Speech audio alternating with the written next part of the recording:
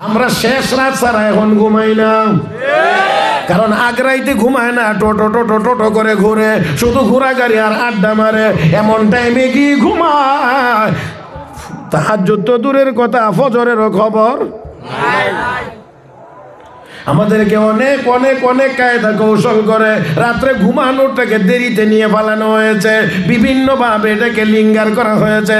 আমরা যেন দেরিতে ঘুমাই, দেরিতে ঘুমাইলে ফজর কাজা হওয়ার আশঙ্কা, তাহাজ্জুদের তো খবর থাকবেই না। এ মুসলমান, এই জন্য আসুন, আল্লাহর কিছু প্রিয় বাংলা বাঙালি আছে যারা রাতের শেষ ভাগে ঘুমায় না, ওই শেষ ভাগে তারা উঠে উঠে আল্লাহর সাথে সম্পর্ক করে। কানু কালিলাম মিনাল লাইলি মা ইয়াহজাউন ওয়া বিল আসহারি হুম ইস্তাগফিরুন। শেষ রাতে উঠে উঠে তারা আল্লাহর সাথে সম্পর্ক করে। ও মুসলমান, আমার আল্লাহ ওই সময়ে রহমতের ভান্ডার নিয়ে ডাকেন, আয় বান্দা আয় আয় আমার কাছে আয়, আমার কাছে চায়। গুনাহ করেছ আমার কাছে বল, আমি মাফ করে দেব। অসুস্থ আছো বল, আমি তোকে সুস্থ করে দেব। এরে বান্দা অভাবী আছো, আমি আল্লাহ তোর অভাব অনটন দূর করে দেব। হে মুসলমান, হে মুসলমান, সম্পর্ক গভীর করার সময় হলো শেষ রাত। এই জন্য তাহাজ্জুদ না পড়লে গুনাহ হয় না, কিন্তু তাহাজ্জুদ ছাড়া আল্লাহর ওলি হওয়া যায় না।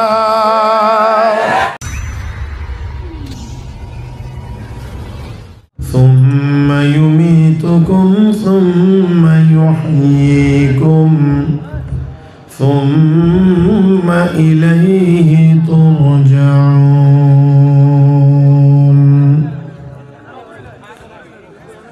قال رسول الله صلى الله عليه وسلم: لا يزال قدم ابن آدم يوم القيامة حتى يسأل عن خمس: عن عمره فيما أفناه، وعن شبابه فيما أبلاه، وعن ماله من أين اكتسبه وفيما أنفقه، وعن علمه ماذا عمل فيما علم، أو كما قال عليه الصلاة والسلام.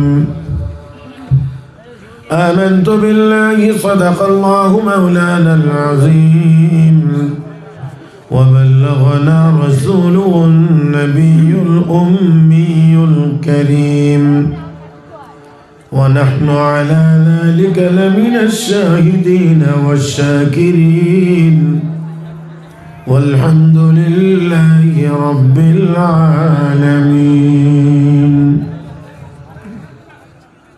محبতের সাথে সবাই দরুদ ইব্রাহিম পড়ি। আল্লাহুম্মা সাল্লি আলা মুহাম্মাদ আলি মুহাম্মাদ কামা সাল্লাইতা আলা ইব্রাহিম ওয়া আলা আলি ইব্রাহিম ইন্নাকা হামিদুম মাজিদ। اللهم بارك على محمد وعلى آل محمد كما باركت على إبراهيم وعلى آل إبراهيم إنك حميد مجيد. দাউদপুর, রাধানগর, নরোত্তমপুর ও রাজাপুর ইসলামিয়া হাফিজিয়া মাদ্রাসা কর্তৃক আয়োজিত আজকের 14তম বার্ষিক ইসলামী মহাসম্মেলনের অত্যন্ত শ্রদ্ধাভাজন সভাপতি দামাত বারাকাতুহুমুল আলিয়া, উপস্থিত হযরত উলামায়ে কেরাম, সমবেত দিনদার ইমানদার মুসলমান ভাইরা, পর্দার আড়ালে অবস্থানরত শ্রদ্ধেয় সম্মানিত মা বোনেরা, রব্বে করিমের দরবারে শুকরিয়া আদায় করছি, যিনি আমাদেরকে অত্যন্ত দয়া করে, মায়া করে, মেহেরবানি করে আজকের এই মুবারক মজলিসে বুজুর্গদের সোহবতে আসার, বসার, কোরআন ও সুন্নাহর কিছু কথা বলার ও শোনার তৌফিক দান করেছেন। মোহাব্বতের সাথে সবাই আওয়াজ করে পড়ি আলহামদুলিল্লাহ। যারা বসেছি সবাই আরেকটু মনোযোগী হয়ে বসে, এদিক ওদিক তাকানো বন্ধ করে দিয়ে সবাই একটু সোজা হয়ে আমার দিকে তাকান, একটু সোজা হয়ে, সোজা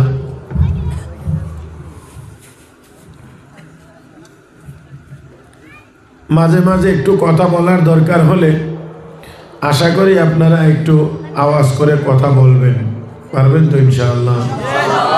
কথাগুলো যদি সওয়াবের হয় তাহলে তো একটু বড় করে বলা যাবে মনে হয় নাকি? হ্যাঁ, তাহলে সবাই মিলে সওয়াবের নিয়তে মহব্বতের সাথে বলি সুবহানাল্লাহ, আলহামদুলিল্লাহ, লা ইলাহা ইল্লাল্লাহ,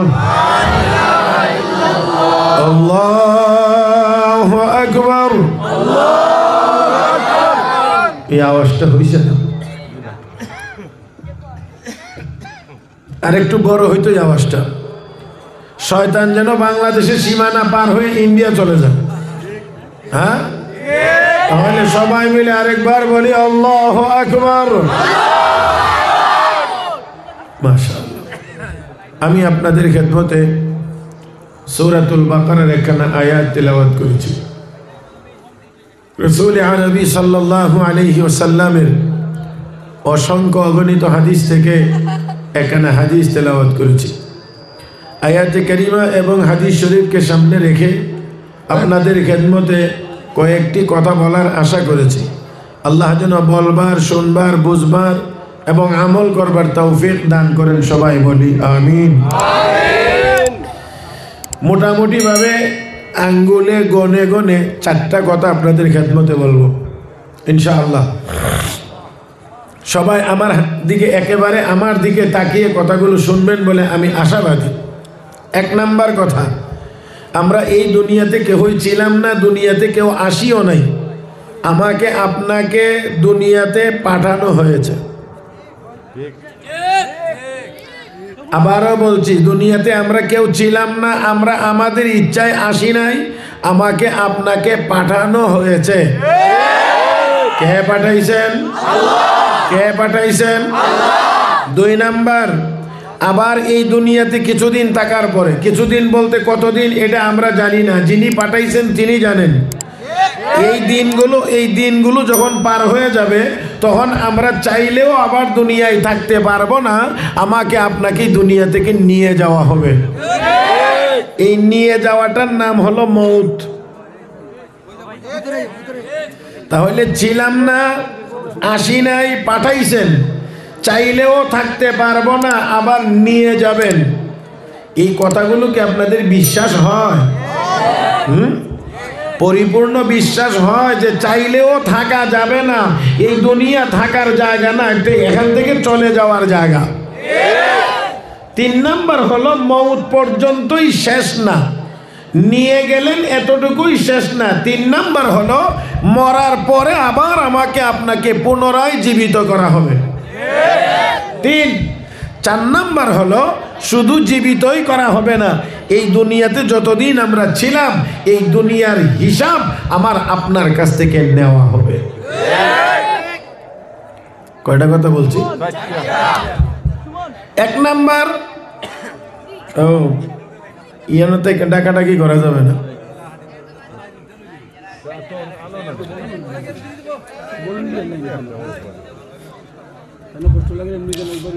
জি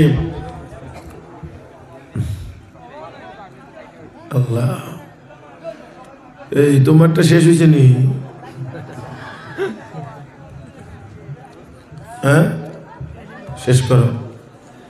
আল্লাহ, কি যে শুরু হইল মাহফিল গুলোতে। আপনারা আইতেন, আসতেন, বসতেন, ওলামায়ে কেরাম স্টেজে, অনেক ওলামায়ে কেরাম বুজুর্গানিদের, আমার ওস্তাদ তুল্য বুজুর্গ ওলামায়ে কেরাম, মুরব্বী ওলামায়ে কেরাম এখানে বসা। মাহফিলে আসতেন তো আলেম ওলামার চেহারার দিকে তাকায় তাকায় কথা শুনতেন, কারণ তাকায়া তাকার দ্বারাও অনেক সময় হেদায়েতের ব্যবস্থা হয়ে যায়। শুধু চাইলেই, দেখলেই হেদায়েতের ব্যবস্থা হয়। এবার ইহানে বইয়াও মোবাইলে কেন লইয়া এটা করে তো ওয়াজনে না আলেম ওলামাদেরকে দেখে না কি করে, কোনো মনোযোগ আছে আমি জানি না। জি বাস, আমার দিকে হযরত আক্তাস হযরত মাওলানা আনোয়ার শেখ কাশ্মীরি রহমতুল্লাহি আলাইহি। জি জি, কথা শুনেন, কথা শুনেন। हजरत अक़दस मौलाना अनवर शाह कश्मीरी रहमतुल्लाहि अलैह बहुत बड़ा आलिम, बहुत बड़ा मुहद्दिस, बहुत बड़ा फकीह, बहुत बड़ा আল্লাহর ওলি। রেল স্টেশনে দাঁড়িয়ে আছেন, কিছু আলো কিছু অন্ধকার, আর এমন সময় এক হিন্দু ভদ্রলোক হ্যারিকেন নিয়ে হেঁটে হেঁটে যায়। হঠাৎ নজর পড়ছে ওনার চেহারার দিকে, আর চেহারা দেখা মাত্রই হিন্দু ভদ্রলোক বলে উঠতেছেন, বলে উঠছে, মৌলভী সাহেব মুঝে কালেমা পড়া দো। সুবহানাল্লাহ, বুঝেন নাই? মৌলভী সাহেব মুঝে কালেমা পড়া দো, আমাকে কালেমা পড়ায়া মুসলমান বানায়া দেন। লোকেরা জিজ্ঞেস করলো কি ব্যাপার, মৌলভী সাহেব তো তোমাকে কালেমার দাওয়াত দিল না, তুমি যে গিয়ে খুঁজে দাওয়াত নিয়ে কালেমা পড়ে মুসলমান হয়ে গেলা। অন্ধকারের মধ্যে লোকটা দাঁড়িয়ে আছে, তাকানোর পরে দেখতে পাইলাম এই অন্ধকারের ভিতরে চেহারা থেকে নূর চমকাইতে আছে। দিল সাক্ষী দিতেছে, ভিতর থেকে এই দিল এই কথা বলতেছে, এত নূরানি চেহারাওয়ালা মানুষ কোনো বাতিল ধর্মের অনুসারী হইতে পারে না, নিশ্চয়ই তার ধর্মটা সঠিক হবে, এই জন্যে কালেমা পড়ে মুসলমান হয়েছে। তো মাহফিলে আসতেন তো দেখতেন, বুজুর্গ উলামায়ে কেরাম এখানে বসা আছেন, তাদের চেহারার দিকে তাকাইতেন। আল্লাহ আমাকে আপনাকে এমন কিছু নিয়ামত দিয়েছেন যেগুলোর দিকে শুধু তাকায়া থাকলে, শুধু তাকায়া থাকলে, শুধু তাকায়া থাকলে সওয়াব হয়। আমি আবারও বলছি, সবাই একটু তাকান, একটু খেয়াল করে শুনেন। আল্লাহ আমাকে আপনাকে এমন কিছু নিয়ামত দিয়েছেন যেগুলোর দিকে শুধু তাকায়া থাকলেই সওয়াব হয়। এক নাম্বার কিতাবুল্লাহ, আল্লাহর কিতাব কোরআনের দিকে শুধু তাকায়া থাকলেও আল্লাহ আমলনামায় সওয়াব দান করেন। শুধুমাত্র তাকায়া থাকলে, কোরআনের দিকে তাকায়া থাকলেও সওয়াব হয়, এক নাম্বার। দুই নাম্বার হলো বাইতুল্লাহ, আল্লাহর ঘর, খানায়ে কাবা, যার দিকে শুধু তাকায়া থাকলেই সওয়াব হয়। নাম্বার 3, মা বাবার চেহারা, যেই চেহারার দিকে তাকাইলেই হজের সওয়াব হয়। 4 নাম্বার হক্কানি উলামায়ে কেরাম, বুজুর্গানে দ্বীনদের চেহারা, যাদের চেহারার দিকে তাকাইলে সগীরা গুনাহ মাফ হয়, আমল নামায় সওয়াব লেখা হয়। দেখতেন কি আর দেখেন কি? মাহফিলে বসলে গুরুত্ব সহকারে বসতে হবে। ইমাম দারিল হিজরা হযরত ইমাম মালিক ইবনে আনাস রাহমাতুল্লাহি আলাইহি হাদিস পড়াইতেছিলেন, জামার ভিতরে বিষাক্ত পোকা কামড়াইতেছিল, বহু কামড় দিয়েছে, কিন্তু এই কামড়ের কারণে উনি এক লাইনও কম পড়ান নাই, 1 মিনিট সময়ও কম পড়ান নাই। অন্যদিন যতদূর, আজকেও ততদূর। সুবহানাল্লাহ। পড়ানোর পরে বলতেছেন ছাত্রকে, দেখো তো জামাটা উঠাইয়া কিসে কামড়া। ছাত্র জামা উঠাইয়া দেখে পিঠের অধিকাংশ জায়গাতেই কামড়ের দাগ আছে। বললেন, হযরত এটা তো আপনি আগেও বলতে পারতেন, আগে যদি বলতেন তাহলে এতগুলো কামড় তো আপনার খাওয়া লাগতো না। হযরত ইমাম মালিক ইবনে আনাস রাহমাতুল্লাহ আলাইহি বলেন, আমি তো রাসূলের হাদিস পড়াইতেছিলাম। জানেন আপনারা কদ্দুর বুঝছেন? আমি তো নবীর হাদিস পড়াইতেছিলাম, আল্লাহর নবীর হাদিস পড়াইতেছিলাম। এই হাদিস আমার কাছে আসতে গিয়ে নবীর দান শহীদ হয়েছে, রক্ত ঝরেছে, নবী নামাজের সেজদায় উটের ভুঁড়ির বোঝা বহন করেছেন, তারপরে এই হাদিস আমার কাছে এসেছে। আজকে যদি আমি এতটুকুই সহ্য করতে না পারি, তো হাসরের দিন কোন চেহারা নিয়ে নবীর সামনে হাজির হইব?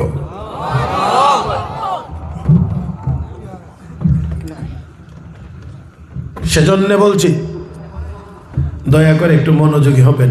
আমি আগেই বলছি, 4টা কথা বলবো। 1 নাম্বার, ছিলাম না, আসি নাই, পাঠাইছে কে? আল্লাহ। কেন? এই কেনটা এখানে একটু সামান্য বুঝতে হবে। আল্লাহ আমাকে আপনাকে কেন দুনিয়াতে পাঠাইলেন, কেন দুনিয়াতে পাঠাইলেন? মুহতারাম হাজরিন, আল্লাহর ইবাদত আর গোলামি করার জন্যে আল্লাহ আমাকে আপনাকে এই দুনিয়াতে পাঠাইছেন। কার কার কার? মোহাব্বতের সাথে বলেন, কার ইবাদত? কার ইবাদত? কার ইবাদত? জমিন কার? আসমান কার? চন্দ্র সূর্য কার? আমরা কার? ইয়া আইয়ুহান নাসু উবুদু রাব্বাকুমুল্লাযী খালাকাকুম ওয়াল্লাযীনা মিন ক্বাবলিকুম লাআল্লাকুম তাত্তাকুন। الذي جعل لكم الأرض فراشا والسماء بناء وأنزل من السماء ماء فأخرج به من الثمرات رزقا لكم فلا تجعلوا لله أندادا وأنتم تعلمون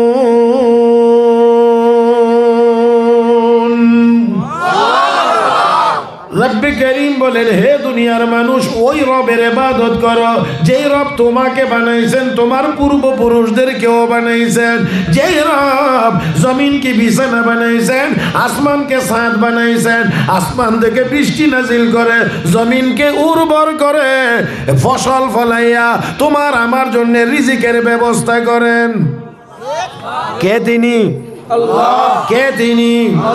আল্লাহ গো বান্দা বান্দি, ওই আল্লাহর ইবাদত করো যে আল্লাহ তোমাকে বানাইছেন, তোমাদের পূর্বপুরুষদেরকেও বানাইছেন। জমিনকে বিছানা বানাইয়া, আসমানকে ছাদ বানাইয়া থাকার জায়গা করে দিয়েছেন। আসমান থেকে বৃষ্টি নাজিল করে, জমিনকে উর্বর করে, ফসল ফলাইয়া খানির ব্যবস্থা করেছেন। যেই আল্লাহ গোলামিও চলবে সেই আল্লাহর, জোরে কান, গোলামিও চলবে সেই আল্লাহর। সেই আল্লাহর গোলামি আমরা করি না, এই জন্য দুনিয়ার অন্যান্য শক্তি মহাশক্তিদের গোলামি করা লাগে। কেউ গোলামি করে আমেরিকার, কেউ গোলামি করে চায়নার, কেউ গোলামি করে ইন্ডিয়ার। অথচ মুসলমান গোলামি করবে একমাত্র মুসলমান গোলামি করবে একমাত্র আল্লাহর, আল্লাহর, আল্লাহর। হ্যাঁ মুসলমান, মুসলমান আমরা যদি আল্লাহর গোলামি করতে পারি, সমস্ত মাখলুক আমাদের গোলামি করবে। আমরা গোলামি করব আল্লাহর, সমস্ত মাখলুক গোলামি করবে আমাদের। সেই কথা আমি খুব বড় করে বুঝাইতে যাইতে পারবো না, আমি আরেকটু সামনের দিকে আগাইতে চাই সেই জন্যে। তবে ছোট্ট একটা কথা আপনাদের খেদমতে শুধুমাত্র বলছি। হযরত আবুল হাসান খিরকানি রহমতুল্লাহি আলাইহি বড় এক বুজুর্গ আল্লাহর ওলি, আল্লাহর ওলি জঙ্গলে গেছেন লাকড়ি কাটার জন্যে। লাকড়ির বোঝাটা বড় হয়ে গেছে, আনবেন কেমন করে? ঠেলা গাড়ি, ভ্যান গাড়ি এই জাতীয় কোনো কিছু নাই। এখন তিনি চিন্তা করলেন নেব কেমন করে। তাকাইছেন জঙ্গলের দিকে আর বলছেন, ওই বাঘ এদিকে আয়, আমার লাকড়ির বোঝাটা বাড়িতে পৌঁছাইতে হবে। কারে কয়? কারে কয়? আর বাঘের ছবিও কাগজে দেখলে আমরা ডর করে। বাঘের ছবিটাও যদি আমরা দেখি আমাদের কিছু ভয় লাগে। আর উনি বাঘের কয়, বাঘ এইদিকে। আমার ভাইয়েরা, কেন? তিনি আল্লাহর গোলাম হয়েছিলেন, এই জন্যে বাঘের বলতে পারছেন, কারণ বাঘ তার গোলাম। ইন্নামাদ দুনিয়া খুলিকাত লাকুম ওয়া আনতুম খুলিকতুম লিল আখিরা। তোমাদেরকে আখিরাতের জন্য বানানো হয়েছে, দুনিয়া তোমাদের খেদমতের জন্য বানানো হয়েছে। আমরা যদি আল্লাহর গোলামি করতে পারতাম, আমেরিকাকে আমাদের ভয় করার কথা না, রাশিয়াকে আমাদের ভয় করার কথা না, ইন্ডিয়াকে আমাদের ভয় করার কথা না। একবারের আল্লাহু আকবারের আওয়াজের মোকাবেলা করার ক্ষমতা দুনিয়ার কোনো কাফের বেঈমানের হতে পারে না। আল্লাহু আকবার।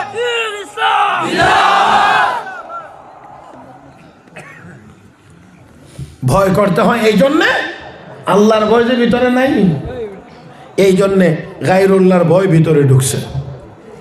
আল্লাহর ভয় ভিতরে থাকলে গায়রুল্লাহর ভয় ঢুকতো না। বাঘের কয়, বাঘ এদিকে, হৃষ্টপুষ্ট মোটা তাজা বাঘ আদবের সহিত এসে বসে গেছে।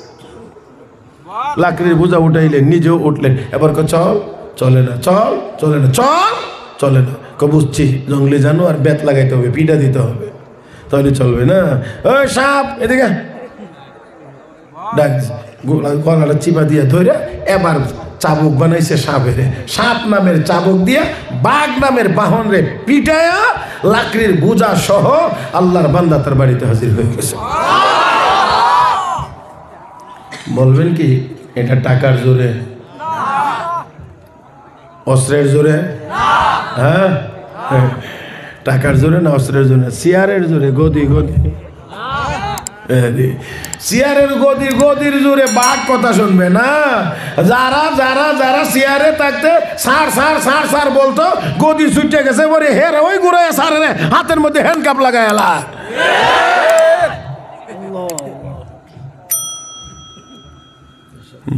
আমাদের দেশের অনেক আগের কথা বলছি, এক স্বরাষ্ট্রমন্ত্রীর পুলিশে ফিটা, সাবেক আর কি, সাবেক স্বরাষ্ট্রমন্ত্রী রে পুলিশে ফিটা। তো ফিটা খার তোর এত প্রমোশন দিয়েছিলাম, তুই আমার ফিটাইলি, তোরে প্রমোশন দিয়েছিলাম আর তুই আমারে ফিটাইলে। এটাই দুনিয়া, এটাই দুনিয়া মুহতারাম হাজিরিন। এই জন্য দুনিয়ার পিছনে দৌড়াইলে দুনিয়া যদ্দূর পাওয়া যায়, বেইজ্জতি এর থেকে বেশি পাওয়া যায়। হাজার হাজার কোটি টাকার মালিক হইছে, পরে চুরি করে ফলায়া যা। আর এলেমওয়ালা, আমলওয়ালা, ঈমানওয়ালা, আল্লাহওয়ালা যারা হয়েছে দুনিয়া থেকে বিদায় হয়ে গিয়েছে, কিন্তু এখনো তাদেরকে মানুষ সম্মান করে, আর সম্মানের সাথে তার কবরের পাশে গিয়া দাঁড়ায়, জিয়ারত করে, এবং ওইখান থেকে দোয়ার মাধ্যমে বরকত নেওয়ার চেষ্টা করে।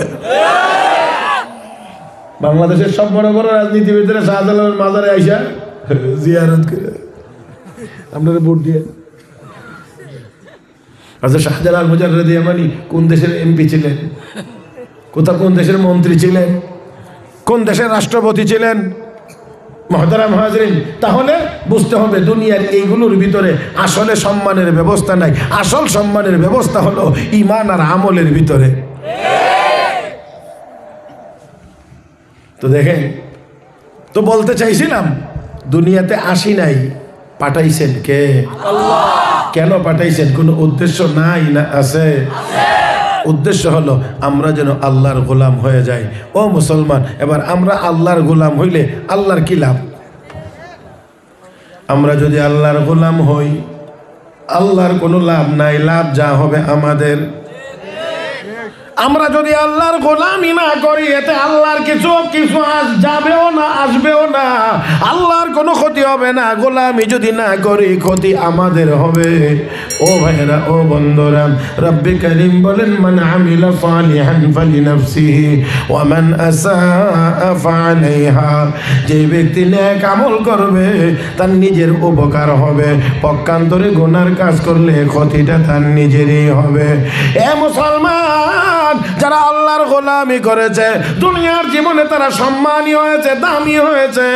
শুধুমাত্র এতটুকুই না, খেয়াল করে বুঝেন, লক্ষ্য করে দেখেন, ওই সুলতান মাহমুদ গজনবী রহমতুল্লাহি আলাইহি এত বড় শাসক, এত বড় বাদশাহ, ওই আবুল হাসান খিরকানির কাছে গিয়ে দোয়ার জন্য বসে থাকতেন আর বলতেন, হযরত দোয়া চাই, সোমনাথে এতবার হামলা করলাম, বিজয়ী হতে পারি না, আপনার কাছে এসেছি দোয়ার জন্য, আপনি একটু দোয়া করে দিন, আল্লাহ যেন আমাকে বিজয় দান করেন। যদি বিজয়ী হতে পারি তাহলে অবশ্যই অবশ্যই অবশ্যই আমি কোরআন হাদিস মোতাবেক ওই এলাকা পরিচালিত করব। বলে ওয়াদা পাক্কা? বলে হ্যাঁ পাক্কা। ঠিক আছে, যান, দোয়া করে দিলাম, আর এই নেন কাপড়ের টুকরাটা নিয়ে যান, অথবা জামা, যেটাই হোক, ওই তো কাপড়ের টুকরা, এটা বিছায়া, আর না হয় যদি জামা দিয়ে থাকে তাহলে এটা গায়ে দিয়া। যদি অবস্থা বেশি কঠিন দেখেন, খারাপ দেখেন, তাহলে এই জামাটা গায়ে দিয়ে 2 রাকাত নামাজ পড়বেন, আর নামাজ পড়ে আল্লাহর কাছে হাত তুলে দোয়া করবেন, আল্লাহ, এই জামাওয়ালার কোনো মর্যাদা যদি তোমার দরবারে থাকে, তাহলে ওই মর্যাদার খাতিরে আমাকে তুমি বিজয় দান করো। আল্লাহ, ওই জামাওয়ালার কোনো মর্তবা, কোনো মর্যাদা, কোনো ইজ্জত যদি তোমার দরবারে থাকে, তাহলে ওই ইজ্জত আর সম্মানের খাতিরে আমাকে বিজয় দান করো। যুদ্ধের ময়দানে কঠিন অবস্থার সম্মুখীন যখন হয়ে গেছে, সাথে সাথে 2 রাকাত নামাজ পড়ে দোয়া করে, আল্লাহ, আল্লাহ, এই জামাওয়ালার, এই কাপড়ওয়ালার কোনো মর্যাদা যদি তোমার দরবারে থাকে, তাহলে আল্লাহ মর্যাদার খাতিরে আমাকে তুমি বিজয় দান করো। এবার আল্লাহ তাকে বিজয় দান করলেন। ও মুসলমান, তাহলে তাকায়া দেখেন, ওই জামাওয়ালার মর্যাদার বরকতে সুলতান মাহমুদ গজনবীর মতন লোক যুদ্ধের ময়দানে বিজয়ী হয়। এই জন্য বলছি, আলেম ওলামাদের কাছ থেকে দোয়া নেওয়ার দরকার। রাষ্ট্র সুন্দরভাবে চালাইতে চান, ভালো করে চালাইতে চান, তো আলেম ওলামার দোয়ার প্রয়োজন। আর যদি যদি আলেম ওলামাদের পায়ে ডান্ডা বেরি লাগাইতে যান, হাতের মধ্যে হ্যান্ডকাপ লাগাইতে যান, দিন বেশি দিন লাগে না, কিছুদিন পরেই সেই ডান্ডা বেরি আর সেই হ্যান্ডকাপ আপনাদের নিজেদের হাতেই লাগে।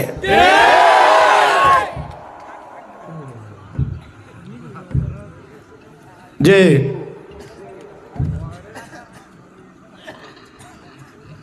দয়া করে নিজেরা কথা বলবেন না, আমার দিক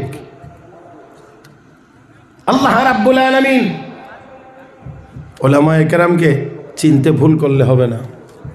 ওলামায়ে কেরামের হাতে সাংগঠনিক অনেক শক্তি না থাকতে পারে, অন্যান্য শক্তি তাদের না থাকতে পারে, তবে আমি একটা কথা আপনাদেরকে বলতে পারি, ওলামায়ে কেরামের শেষ রাতের তাহাজ্জুদের মুসল্লার শক্তিকে আপনারা কেউ আন্দাজ করতে পারেন না, টের পান না। এই দেশের বহু ওলামায়ে কেরাম এখনো আছেন যারা চোখের পানি ফেলায়া মালিকের কাছে যা বলবে তাই হবে।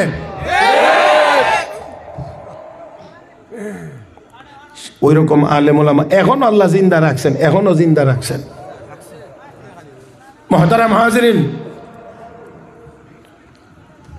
সেই জন্যে এরকম বহু বহু মানুষ আমাদের জানা মতে আমরা আমাদের চোখের সামনে শুধু ওলামায়ে কেরাম বুজুর্গরা একটু বাঁকা দৃষ্টিতে তাকাইছেন, শুধু মনের কষ্টে খালি একটু বাঁকা হয়ে তাকাইছিলেন, পাগল হয়ে শহরে ঘোরাফেরা করেছে।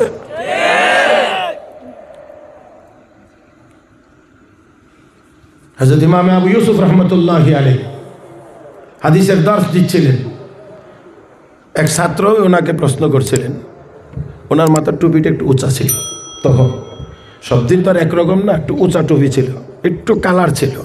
ছাত্র কহ রাসূলুল্লাহর টুপি কেমন ছিল? বলতেন সাদা। উঁচা ছিল না মাথার সাথে লাগিয়ে থাকতো? কোন নবীর টুপি মাথার সাথে লাগিয়ে থাকতো? তো আমনে যে উঁচা টুপি বললেন, কালার বললেন। দর্শের ভিতরে ইমাম আবু ইউসুফ রাহমাতুল্লাহ আলাইহি একটু চুপ করে রইলেন। কিছুক্ষণ পরে উনি ওনার এই নীরবতা ভাঙলেন আর বললেন, হে ছাত্র, তুমি যদি আমাকে সংশোধন করার নিমিত্তে এই কথা বলে থাকো, তাহলে তুমি আমাকে সংশোধনের উপযুক্ত ব্যক্তি না, কারণ আমি তোমার উস্তাদ। তুমি আমাকে সংশোধন করতে পারো না, তুমি আমার ছাত্র লাস্তা হলো। আর ওয়াইন আরাদতা আন তুহিনানি, যদি তোমার উদ্দেশ্য হয় আমাকে অপমান করা, তাহলে শুনে রাখো, ফালা তামুতান্না ইল্লা কাফিরা, কাফের না হয়ে তোমার মৃত্যু হবে না। যেই কথা সেই কাজ, যেই কথা সেই কাজ। যদিও ওনার ছাত্র ছিল, কিন্তু পরবর্তীতে কাফের হয়ে মৃত্যুবরণ করেছে। আল্লাহ আমাদের সবাইকে বুঝার তৌফিক দান করুন। এখন ওই দেশে বহু উলামায়ে কেরাম বুজুর্গানে দিন আছেন যারা শেষ রাত্রিতে ঘুমায় না, শেষ রাত্রে ঘুমায় না, শেষ রাত্রে ঘুমায় না। والذين يبيتون لربهم سجدا وقياما والذين يقولون ربنا اصرف عنا عذاب جهنم إن عذابها كان غراما إنها ساءت مستقرا ومقاما। আল্লাহর কিছু প্রিয় বান্দা বান্দি আছে যারা শেষ রাত্রিতে ঘুমায় না। আওয়াজ করে একটু বলবেন, কোন রাত্রে ঘুমায় না? শেষ রাত্রে ঘুমায় না। আর আমাদের বদ অভ্যাস হয়েছে, আমরা শেষ রাত ছাড়া এখন ঘুমাই না। কারণ আগ্রাইতে ঘুমায় না, টোটো টোটো টোটো করে ঘুরে, শুধু ঘোরা গাড়ি আর আড্ডা মারে। এমন টাইমে কি ঘুমায়? তাহাজ্জুদ তো দূরের কথা, ফজরেরও খবর নাই। আমাদেরকে অনেক অনেক অনেক কায়দা কৌশল করে রাত্রে ঘুমানোটাকে দেরিতে নিয়ে পালানো হয়েছে, বিভিন্নভাবে এটাকে লিঙ্গার করা হয়েছে। আমরা যেন দেরিতে ঘুমাই, দেরিতে ঘুমাইলে ফজর কাজা হওয়ার আশঙ্কা, তাহাজ্জুদের তো খবর থাকবেই না। এ মুসলমান, এই জন্য আসুন, আল্লাহর কিছু প্রিয় বাংলা বাঙালি আছে যারা রাতের শেষ ভাগে ঘুমায় না। ওই শেষ ভাগে তারা উঠে উঠে আল্লাহর সাথে সম্পর্ক করে। কানু কালিলাম মিনাল লাইলি মা ইয়াহজাউন ওয়া বিল আসহারি হুম ইস্তাগফিরুন। শেষ রাতে উঠে উঠে তারা আল্লাহর সাথে সম্পর্ক করে। ও মুসলমান, আমার আল্লাহ ওই সময়ে রহমতের ভান্ডার নিয়ে ডাকেন, আয় বান্দা আয় আয় আমার কাছে, আয় আমার কাছে কাছে চায়, গুনাহ করেছো আমার কাছে বল, আমি মাফ করে দেব। অসুস্থ আছো বল, আমি তোকে সুস্থ করে দেব। এরে বান্দা অভাবী আছো, আমি আল্লাহ তোর অভাব অনটন দূর করে দেব। হে মুসলমান, হে মুসলমান, সম্পর্ক গভীর করার সময় হলো শেষ রাত। এই জন্য তাহাজ্জুদ না পড়লে গুনাহ হয় না, কিন্তু তাহাজ্জুদ ছাড়া আল্লাহর ওলি হওয়া যায় না। তাহাজ্জুদ না পড়লে গুনাহ হবে না, তাহাজ্জুদ ছাড়া আল্লাহর ওলি হওয়া যাবে।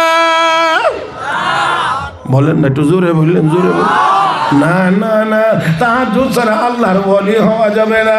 হে মুসলমান, এই জন্য শুন, এই জন্য শুন, আল্লাহ ওয়ালা যারা তারা শেষ রাত্রিতে ঘুমায় না, আল্লাহ রাব্বুল আলামিনের দরবারে উঠে নামাজ পড়েন, সেজদা দেন, আর নামাজ শেষ করে দোয়া করেন, আল্লাহ জাহান্নামের আযাবকে আমাদের কাছ থেকে দূরে সরায় দাও, আল্লাহ জাহান্নামের আযাবকে আমাদের কাছ থেকে দূরে সরায় দাও। হে মুসলমান, আসুন আমি আমার কথাকে ছোট্ট করে সামনে আগাইতে চাই। এক নাম্বার কথা বলছিলাম না, দুনিয়ায় কে পাঠাইছেন, কেন পাঠাইছেন? আল্লাহর গোলামি করার জন্য পাঠাইছেন। মনে রাখতে হবে, আল্লাহর গোলামি যতদিন দুনিয়ায় চলবে, দুনিয়া ততদিন ঠিক থাকবে। আল্লাহর গোলামি চলবে না, তাহলে আমার আল্লাহ দুনিয়া টিকায়া রাখবেন। আল্লাহ এই জমিন বিছাইছেন গোলামির জন্য, জমিন বিছাইছেন এখানে বান্দা বান্দি আমাকে সেজদা দিবে সেই জন্য। অতএব সেজদা চলবে না, নামাজ চলবে না, রোজা চলবে না, ইবাদত বন্দেগী চলবে না, জমিনও থাকবে না। না না আমার ভাইরা, আমার বন্ধুরা, আল্লাহর গোলামি যতদিন চলবে ততদিন জমিন টিকে থাকবে, আসমান টিকে থাকবে। আল্লাহর জমিন টিকে থাকবে ততদিন, গোলামি চলবে যতদিন, আর গোলামি চলবে ততদিন, এলেম থাকবে যতদিন। কি কি এলেম? এলেম কিসের এলেম? কোরআন হাদিসের এলেম থাকবে যতদিন। এই জন্যে খেয়াল করেন আপনারা একটা কথা, দুনিয়ার সব জালেমরা খালি মাদ্রাসাকে টার্গেট করছে। ব্রিটিশরা 200 বছর এই দেশে শাসনের নামে শোষণ করছে। এদের প্রধান টার্গেট ছিল কেমনে মাদ্রাসা বন্ধ করা যায়, কেমনে মূল লাইন রে জেলে নেওয়া যায়, হাফেজে কোরআনদেরকে কেমনে হত্যা করা যায়। উদ্দেশ্য হলো এই কোরআন যদি বন্ধ করে দেওয়া যায়, কোরআনের শিক্ষা যদি বন্ধ করে দেওয়া যায়, মাদ্রাসা মসজিদ বন্ধ করার কথা বলা লাগে না, কয়দিন পরে এমনি মসজিদ কয়দিন পরে এমনি। কারণ মাদ্রাসার থেকে ভৈরা যদি মেয়াসাব তৈরি না হয়, ইমাম হইতো না, মুয়াজ্জিন হবে না, খতিব হবে না, এটা হবে না, ওইটা হবে না, মসজিদও চলবে। তাহলে মসজিদ অটো বন্ধ, অটো।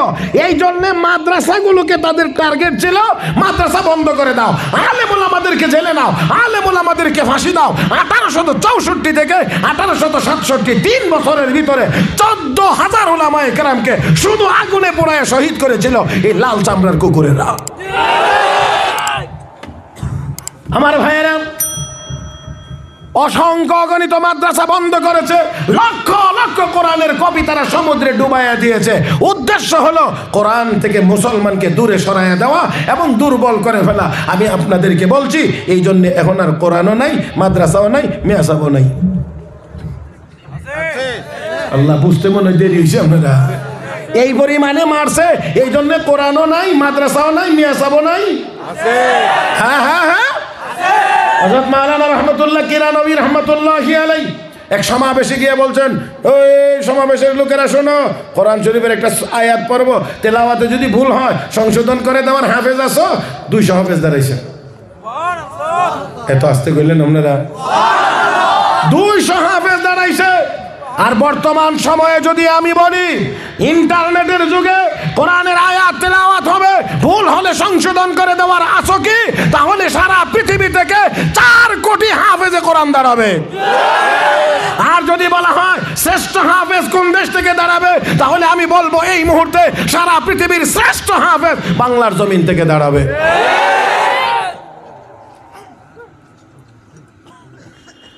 আল্লাহ কষ্ট আপনাদের হইব, আমার হইব, এই জন্য বেশি লম্বা করা যাবে না। আরো ওলামায়ে কেরাম অপেক্ষায় আছেন, এই জন্য আমি আমার কথা, জি আমি আমার কথা, হ্যাঁ মাশাআল্লাহ মাশাআল্লাহ, এটা ওলামায়ে কেরামের নেক তাওয়াজ্জু আর দুয়ার বরকত।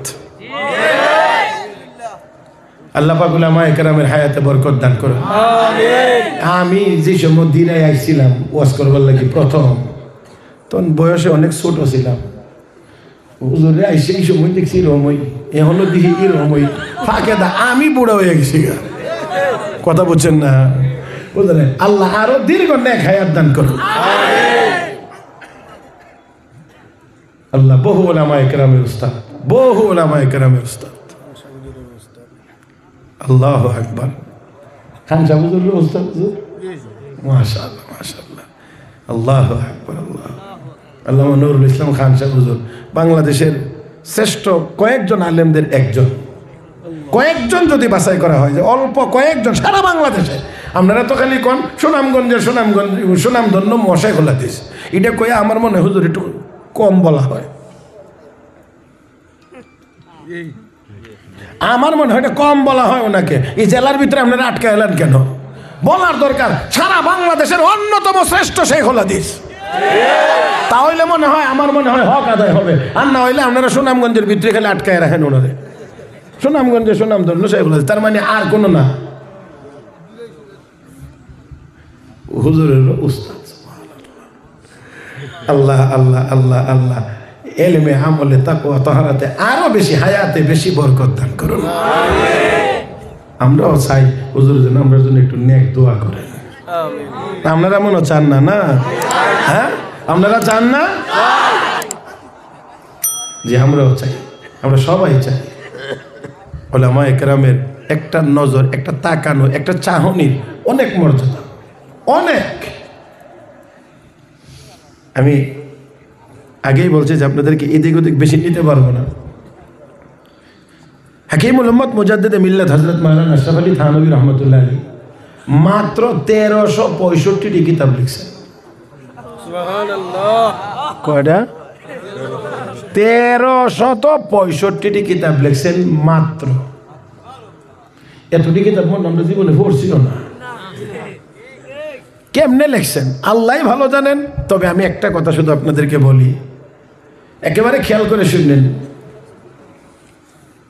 ওনার একটা লিখিত কিতাব, তাফসিরের কিতাব আছে, তাফসিরে বয়ানুল কোরআন, যেটা বাংলা অনুবাদ হয়েছে তাফসিরে আশরাফি নামে। এই তাফসিরের কিতাব উনি সকালবেলা ইশরাকের নামাজের পরে লেখার জন্য বসতেন। তার আগে ওনার ওজিফা এবং একটু সামান্য হাঁটাহাঁটি এগুলো শেষে আইসা লেখার জন্য বসতেন।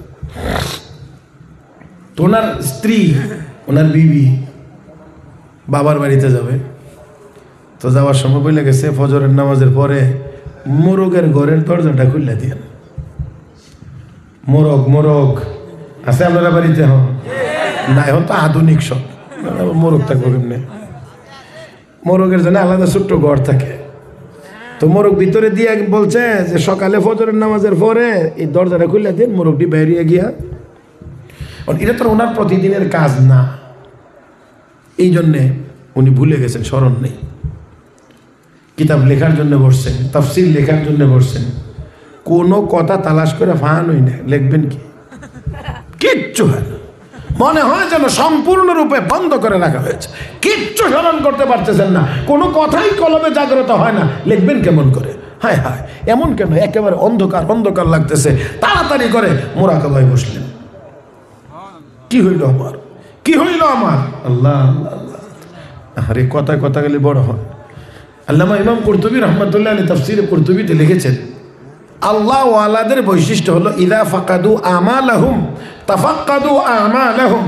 আল্লাহ ওয়ালারা যখন গন্তব্যে পৌঁছতে পারে না, সঠিক জায়গা মতো যাইতে পারে না, তখন আল্লাহ ওয়ালারা নিজেদের আমলের উপরে জরিপ করে আমার আমলের কোথাও ত্রুটি হয়েছে কিনা।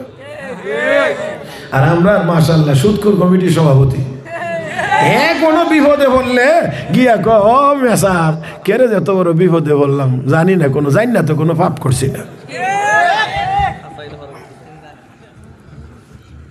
অত্র এলাকায় যদি সুদখোরদের কোনো কমিটি হতে, হেবেটা সভাপতি হইব। এত বড় সুদখোর, তারপরেও জানে না কি যে পাপ করছে। কথা বুঝেন নাই? এই হলো আমাদের অবস্থা, এই হলো আমাদের অবস্থা। এত বিপদে পড়ার পরেও মানে আমরা বলি কি, হ্যাঁ কজোর যাই না তো, কেউ কাঁচা লাইলে ভাড়া দিই না।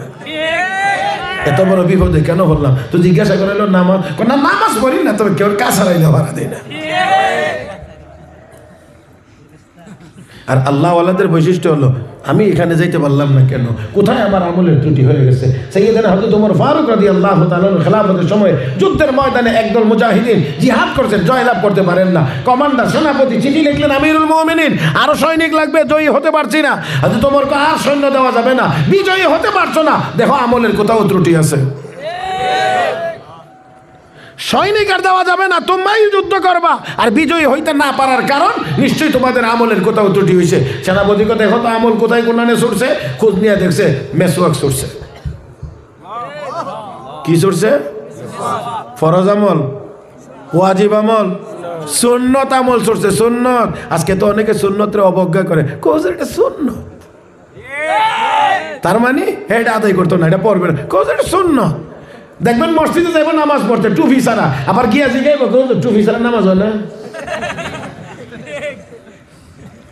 বেয়াদব, তোর নবী সারা দিন রাত ঘুম ছাড়া গোসল ছাড়া সবসময় টুপি মাথার মধ্যে থাকতো, আর তুই টুপি ছাড়া নামাজ পড়ো, আর ফাঁক খোঁজ টুপি ছাড়া নামাজ হয় না। আমি বলি লুঙ্গিটা বললেই তো নামাজ হয়।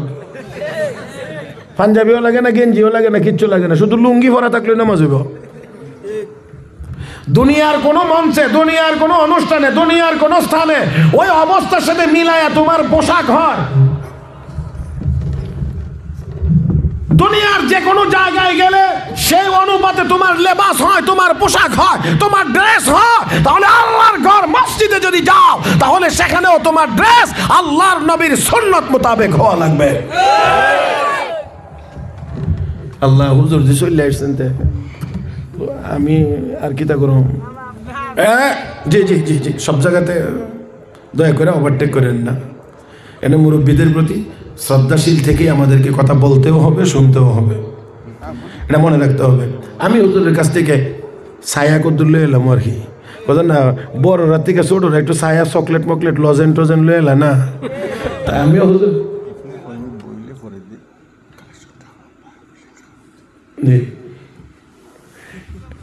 এটা আমি বলছি, আপনারা ধৈর্য ধরেন। বেশি বয়ান শোনাই সফলতার মূল চাবিকাঠি না। বয়ান যা হবে তার উপরে আমল করতে পারলে তখন গিয়ে সফল হওয়া যাবে। কথা কন, বেশি কথা লাগে না। কি জানি কইতে চাইছিলাম, আর সৈনিক পাঠানো যাবে না, যা পাঠাইছি তা দিয়েই যুদ্ধ বিজয়ী হতে পারছো না, আমলের কোথাও ত্রুটি আছে, আমলের কোথাও ত্রুটি আছে। এবার দেখা গেছে কি ছুটছে, কি আমল, ফরজ ওয়াজিব কি সুন্নত। তাহলে সুন্নতকে অবজ্ঞা করা যাবে না, ছোট করা যাবে না, তাচ্ছিল্য করা যাবে না। সুন্নতের রঙে রঙিন হইলে জাহান্নামের আগুন ওই শরীরে স্পর্শ করবে না। সেনাপতি কর, তাড়াতাড়ি তাড়াতাড়ি তাড়াতাড়ি, আগে মেসওয়াক হোক। खिलाफे पैगंबर कैसे रागुज़ीद के हरगिज़ बमंजिल न ख़ाहद रसीद। तो को जाओ सुन्नत अहमद को जा बा मुहम्मद कैबुवद निस्बत तोरा। তুমি কোথায়, তোমার নবীর সুন্নত কোথায়, তোমার নবীর সাথে তোমার সম্পর্ক কতটুকু?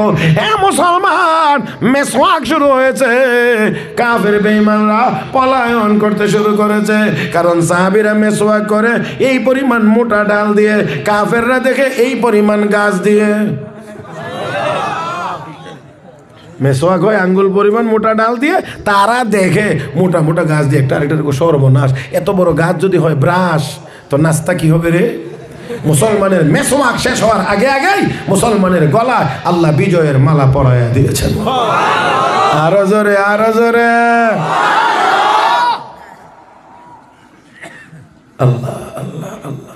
তো আল্লাহওয়ালাদের বৈশিষ্ট্য হলো, আল্লাহওয়ালাদের বৈশিষ্ট্য হলো যদি গন্তব্যে পৌঁছতে না পারে, তাহলে তারা নিজেদের আমলের মধ্যে হিসাব করে কোন জায়গায় কি ত্রুটি হয়েছে, কোন জায়গায় কি ত্রুটি হয়েছে, কোন জায়গায় কি ত্রুটি হয়েছে, কোনো ত্রুটি হয়েছে কিনা। আর আমরা ত্রুটির ভিতরে থেকেও আমাদের চোখে ত্রুটি ধরা পড়ে। যাই হোক, আসুন অন্য সব কথা বাদ দিয়ে একেবারে সোজা সামনের দিকে আগাইতে চাই। হুজুর চলে আসছেন, বলছিলাম কয়টা কথা বলবো, অন্য আর কথা বলবো, 4টা কথা বলবো। 1 নাম্বার, ছিলাম না, পাঠাইছেন কে? আল্লাহ। কেন পাঠাইছেন? আল্লাহর ইবাদত করার জন্য। আল্লাহর ইবাদত চলবে তো দুনিয়া চলবে, আল্লাহর ইবাদত থাকবে তো দুনিয়া থাকবে। ইবাদত চলবে না, দুনিয়া থাকবে না। আর ইবাদত তখন হবে যতক্ষণ ইলম থাকবে। জোরে কান, জোরে কান। তাহলে মসজিদ যদি সুন্দর করে চালাইতে হয় তাহলে আগে মাদ্রাসা ঠিক করতে হবে। মসজিদ যদি ঠিক মতো চালাইতে হয় আগে মাদ্রাসা ঠিক করতে হবে। তাহলে শুধু মাদ্রাসা ঠিক করলে শুধু মসজিদ চলবে না, মসজিদ চলবে, মাদ্রাসাও চলবে, খানকা চলবে, তাবলীগও চলবে। এইদিকে আসতে কয়রা। মসজিদের ইমামতি নামাজ যেমন আলেমের নেতৃত্বে, ঈদগায় যেমন নামাজ আলেমের নেতৃত্বে, জানাজার নামাজের ইমাম যেমন আলেম এবং আলেমের নেতৃত্বে, তাবলীগ জামাতও চলতে হবে হক্কানি উলামায়ে কেরামের নেতৃত্বে। আমরা এত দৈন্য দশায় পড়ি নাই, এতটা দুর্বল হয়ে যাই নাই যে কোন ডাক্তার আর কোন ইঞ্জিনিয়ারের কাছ থেকে আমাদেরকে দ্বীন শিখতে হবে আর ইলম শিখতে হবে। এই দেশে বহু উলামায়ে কেরাম এখনো জিন্দা আছেন, যারা আলিফ বা তা থেকে শুরু করে বুখারী শরীফ পর্যন্ত পড়াইতে পারবে, আরো পড়াইতে পারবে। দ্বীন আমাদের শিখতে হলে তাদের কাছ থেকে শিখবো। বড় আক্ষেপ আর আফসোসের বিষয়। যাক, আমি চারটা কথা শেষ করতে পারবো না, তারপরে হেডলাইনটা শুধু বলছি। 1, 2 নাম্বার হলো আমরা দুনিয়ায় কেউ চাইলেও থাকতে পারবো না। একটা নির্দিষ্ট সময় পার হইলে নিয়ে যাওয়া হবে। কে নিয়ে যাবেন? আল্লাহ। কতদিন পরে নেবেন এদিকের তারা জানে। তাহলে তো আমি এই জন্য এই কথাটা জানার জন্যই বলছিলাম, নিয়ে তো যাবেন আল্লাহ আমাকে, কতদিন পরে নিয়ে যাবেন জানা নাই। নিয়ে যাবেন যে কথাটা কত ভাগ সত্য? 100%। মাশাআল্লাহ। আমি আবার বলছি, কত ভাগ সত্য?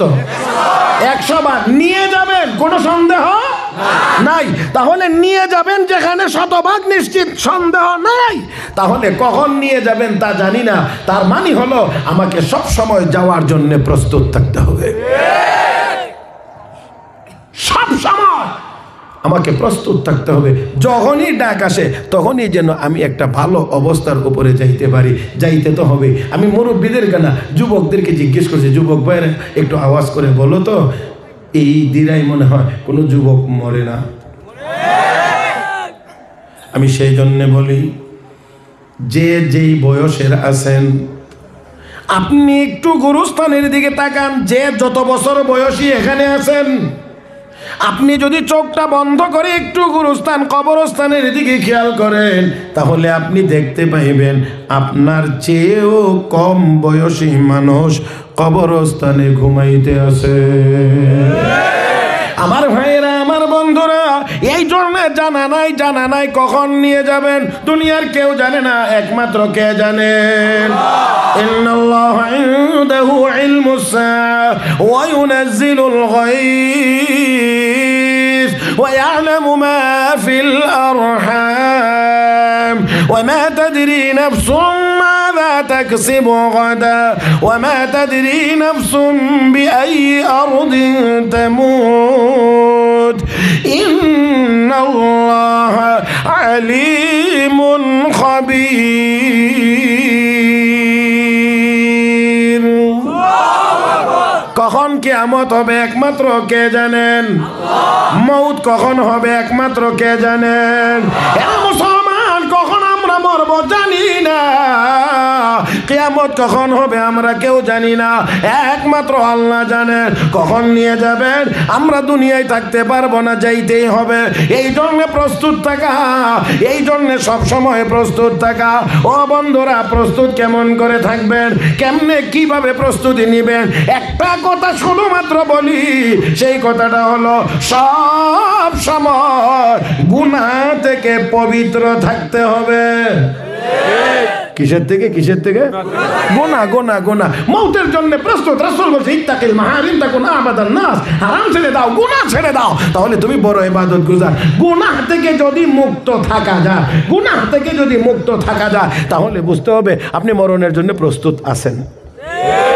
আর আপনি মরণের কথা স্মরণ করলেই গুনাহ থেকে বাঁচতে পারবেন। কারণ আপনি যদি ওইটা ভুলে থাকেন যে আমার যাওয়া লাগবে, এই কথাটাই যদি আপনার স্মরণ না থাকে, তাহলে আপনি কখনোই গুনাহ থেকে বাঁচতে পারবেন না। এই জন্যে আমার নবী বলেন আকসিরু যিকরা হাযিমিল লাযাতিল মাউত, যে মৌতের মাধ্যমে তোমার দুনিয়ার ভোগ বিলাস শেষ হয়ে যাবে, সেই মৌতের কথা বেশি করে স্মরণ করো। যত বেশি স্মরণ করা যাবে তত গুনাহ থেকে বিরত থাকা যাবে। আমার নবী সেই জন্য বলছেন কুনতু নাহাইতুকুম আন জিয়ারাতিল কবর, তোমাদেরকে এক সময় কবর জিয়ারত থেকে নিষেধ করেছিলাম, এখন অনুমতি দিলাম, ফাজুরুহা, তোমরা কবর জিয়ারত করো। ফাইন্নাহা তুযাক্কিরুল মাউত ওয়া তুযাহিদু আনিদ দুনিয়া, যদি কবর জিয়ারত করো তোমাকে মরণের কথা স্মরণ করে দিবে। কারণ তোমার দাদা কবরে, তোমার বাবা কবরে, তোমার ভাই কবরে, তোমার বোন কবরে, এরকমও হতে পারে তোমার ছেলে কবরে, এমনও হতে পারে তোমার নাতি কবরে। তাহলে তোমাকে স্মরণ করে দিবে যে তোমাকেও যাইতে হবে, তোমাকেও যাইতে হবে। তাহলে যাওয়ার জন্যে প্রস্তুত থাকতে হবে। আর এই প্রস্তুতির অন্যতম পর্বটা হলো গুনাহ থেকে বিরত থাকতে হবে। কয়টা কইছি? দুইটা। এখন মরলাম, মরেই শেষ না, মরার পরেই শেষ না, এটা আমাদের বিশ্বাস না। দুনিয়ার কাফের বেঈমানরা কয় মরণ পর্যন্ত সব শেষ। এই জন্যে যা পারো খাও, যা পারো ঘুমাও, যা পারো যা যেটা মনে চায় এটা করো, কারণ মরলেই শেষ। আর আমরা মনে করি না না, যেমনে মনে চায় এমনি চলা যাবে না, এই দুনিয়ায় চলতে হবে আল্লাহর হুকুম মোতাবেক, নবীর তরিকা মোতাবেক। আমরা দুনিয়াতে গোলাম হিসেবে এসেছি, দুনিয়াটা গোলামির জায়গা, আর আমরা আরাম আর খাইবার জায়গার নাম হলো জান্নাত। খেতো কেউ গিয়ে ঘুমায় না, খেতে খেতে যায় কেন? কাজ করতো, কাজ করতে গিয়ে আর যদ্দুর কাপড় সাথে নেওয়ার লাগে, শীত টিত আছে, ওদ্দুর লইয়া যা, দুমুট ভাত লইয়া যা, যদি দুপুরে না আইতাম পারি যেন খেতে আইলো বইয়া। কিন্তু কেউ গরু জবাই করে না, খাসি জবাই করে না, কুরমা ফুলাও রান্ধে না, কেউ লেপতো সব কমলি টমলি লইয়া খেতের আইলে যা না, কিরে এটি লইয়া যাস কেন, কয় না ঘুমামু, কইব ধর বউকা। তাহলে আপনার ক্ষেত হলো কাজের জায়গা, আর আরাম আর খাওয়ার জায়গা হলো আপনার বাড়ি। দুনিয়া আমাদের কাজের জায়গা, আমাদের খাইবার আর ঘুমাইবার জায়গার নাম হলো জান্নাত। जागना है जाग लो अफलाक की साया तले, हशर तक सोना पड़ेगा खाक की साया तले, हशर तक सोना पड़ेगा खाक की साया तले। जागो दुनियाते जागो, शेष रात्रिते जागो, 2-4 রাকাত 8 রাকাত তাহাজ্জুদের নামাজ পড়ে আল্লাহর দরবারে কান্দো আর বলো রব্বানা আতিনা ফিদ দুনিয়া হাসানা ওয়া ফিল আখিরাতি হাসানা ওয়া কিনা আযাবান নার। আল্লাহ জাহান্নামের আগুন থেকে বাঁচাও। আওয়াজ করে বলেন জাহান্নামের আগুন থেকে বাঁচতে চান কি চান না? তাহলে গুনার কাজ ছাড়তে হবে, গুনার কাজ ছাড়তে হবে। তো দুনিয়া থেকে চলে যাইতে হবে, যাওয়া পর্যন্তই শেষ না, আবার উঠানো হবে, আবার কি করা হবে? আবার জীবিত করা হবে। সন্দেহ আছে? কথা কয় না, সন্দেহ আছে? আবার উঠানো হবে, উঠানো হবে, উঠানো হবে, সন্দেহ নাই। আমার বন্ধুরা, মরণ পর্যন্তই শেষ না, যে মরলাম আর শেষ হয়ে গেলাম তা না, মরার পরে আবার উঠানো হবে, জীবিত করা হবে, জীবিত করা পর্যন্ত শেষ না। এবার আল্লাহ বলবেন বান্দা 60-70-80 বছর দুনিয়াতে ছিলা, কি করেছ হিসাব দাও, এবার হিসাব দাও। 5টা প্রশ্ন করা হবে, 5টা। একটা প্রশ্নের জবাব দেওয়ার আগ পর্যন্ত, 5টার মধ্যে একটা বাকি থাকা পর্যন্ত একজন মানুষ একটা কদমও সামনে আগাইতে পারবে না, 1 ইঞ্চিও না। ওই দিন কারো ক্ষমতা চলবে না। তাহলে ওই দিন যত প্রশ্ন হবে এর মধ্যে একটা হলো আন উমরিহি ফিমা আফনা, হায়াত কোন কাজে ব্যবহার করেছে জবাব দাও। ওয়ান শাবাবিহি ফিমা আবলা, যুবকেরা যৌবনকাল কোথায় খরচ করেছো জবাব দাও। হায়াতের ভিতরে সব আছে, কিন্তু তারপরও যৌবনকাল সম্পর্কে আলাদা প্রশ্ন হবে, কারণ এই টাইমটা বড় দামি, এই জন্য এই সময়টার আলাদা প্রশ্ন হবে। তারপরের প্রশ্ন আন মালিহি মিন আইনা ইকতাসাবা, সম্পদ কোন পথে উপার্জন করেছো। আর 4 নম্বর প্রশ্ন হলো ওয়াফিমা আনফাকা, কোন পথে খরচ করেছ। 5 নম্বর প্রশ্ন হলো আন ইলমিহি মাযা আমিলা ফিমা আলিম, যতটুকু ইলম অর্জন করেছিল কতটুকু আমল করেছ। জবাব না দেওয়া পর্যন্ত একটা কদম নড়াচড়ার ক্ষমতা কাহার। সেই দিন কি আমার আপনার সকলের সামনে নাই না আছে? জোরে বলেন নাই না আছে? মুসলমান এখন ওঠা যাবে না, এখন এখন এখন হুজুর গুরুত্বপূর্ণ নসিহত করবেন। হযরত মাওলানা নওয়াজ শাহ হুজুর দামাত বারাকাতুহুম গুরুত্বপূর্ণ নসিহত করবেন। আমি আপনাদেরকে বিনয়ের সাথে বলছি, আমাদের একটা বদ অভ্যাস আছে, বক্তা একজন উঠলে শ্রোতাও মাশাআল্লাহ। আমি আপনাদের কাছ থেকে আগে একটা অঙ্গীকার নেব, নবীকে মহব্বত করেন? দুনো হাত তোলেন। আল্লাহ তুমি সবগুলো হাতকে কবুল করো, হাত নামান। নবী দুনিয়াতে নাই, মহব্বত করেন, বোঝা যাবে কেমনে? মাদ্রাসার মহব্বত, নবীর মহব্বত। কোন কোন কোন? মাদ্রাসার মহব্বত, নবীর মহব্বত, উলামায়ে কেরামের মহব্বত, নবীর মহব্বত। আজকে কি সেই মহব্বত আপনারা দেখাবেন? ইনশাআল্লাহর আওয়াজে বোঝা যায় না, দেখাইবেন? আল্লাহ তুমি সবাইকে তৌফিক দাও, আল্লাহ তুমি সবাইকে তৌফিক দাও, আল্লাহ তুমি সবাইকে তৌফিক দাও। মুহতারাম হাজিরিন, মাইক আমি দিয়ে দেব, কিন্তু দেওয়ার পরও আমি বসে থাকবো, দেখি আপনারা কি করেন। আমারই কদ্দুর মহব্বত করেন, হুজুরেই কদ্দুর করেন, ওলামায়ে কেরামকে কতটুকু করেন, মাদ্রাসাকে কতটুকু মহব্বত করেন, এটা আজকে আমি একটু বসে থেকে দেখে যেতে চাই যে আপনারা আসলেই নবীকে মহব্বত করেন। আর যদি ওঠেন তাহলে বুঝতে হবে নবীর মহব্বতের মধ্যে ঘাটতি আছে। যেহেতু আমাদের শ্রদ্ধাভাজন মুরব্বী ব্যক্তিত্ব, সম্মান যদি না করি তাহলে আমাদেরকেও আমাদের ছোটরা সম্মান করবে না। এই জন্যে বড়োদেরকে তারপরেও বসায় রেখে শুধু একটা পরিবেশে আমার কথাটা কাইন্না শেষ করার জন্যে আমি এতটুকু সময় নিয়েছি, এই জন্যে দুঃখিত।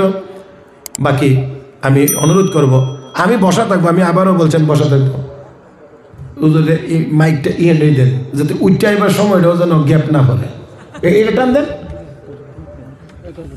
এটা না, এটা না, আমি বলছি এই যে এটা এটা এটা এটা টান দেন, একটু টান দেন, হুজুরে বরাবর করেন, হুজুরে বরাবর করেন। মাশাআল্লাহ মাশাআল্লাহ। জি, এবার এবার এবার এটা হুজুরের সামনে দিয়ে দেন। ইয়া কই মাইকলা কই? বাবা সুবহানাল্লাহ। মাইকলাও বুঝে যে এনে সব ভালো মানুষ, এনে না থাকলে কোনো সমস্যা নেই। যদি এটা গানের অনুষ্ঠান হইতো তে ৬০ জন বয়ে থাকতো, কারণ যদি ব্যতিক্রম তো বাদাম সব দেন দেন, এটা দেন, এটা দেন।